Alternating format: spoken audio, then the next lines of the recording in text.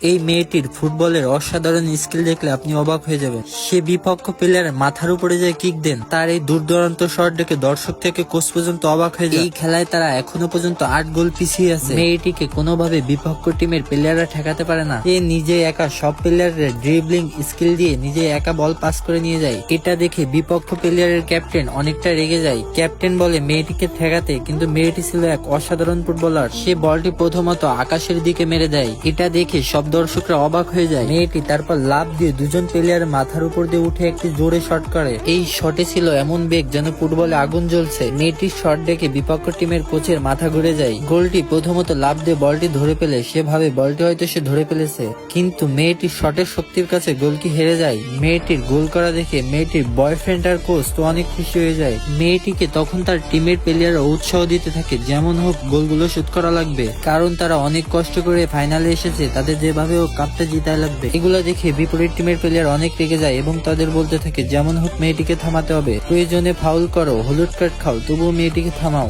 Half time শেষে আবার খেলা শুরু হয়। মেয়েটি অসাধারণ ভাবে বল নিতে থাকে। খেলার আর 6 মিনিট বাকি আছে, যেমন হোক 6 মিনিটের ভিতরে 2টো গোল করা লাগবে। মেয়েটি আবারও তার অসাধারণ একটি স্কিল দিয়ে আরেকটি গোল করে ফেলে। মেয়েটির গোল করা দেখে বিপক্ষ টিমের কোচ হতবাক হয়ে দাঁড়িয়ে থাকে। তখন কালো টিমের ক্যাপ্টেন একজনকে আদেশ দিয়ে মেয়েটিকে ফাউল করার জন্য, দরকার হলে প্রয়োজনে সে রেড কার্ড খাবে, তবুও যেন মেয়েটিকে প্রচন্ড ভাবে আঘাত করে।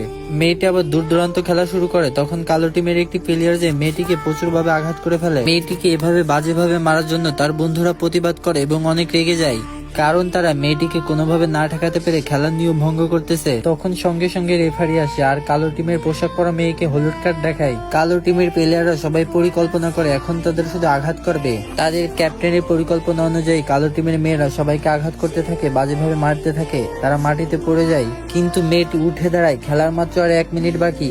সে দূর দূরান্ত ভাবে বল নিয়ে ছুটতে থাকে। বিপক্ষ টিমের প্লেয়াররা কোনোভাবে মেয়েটিকে আটকাতে পারে না।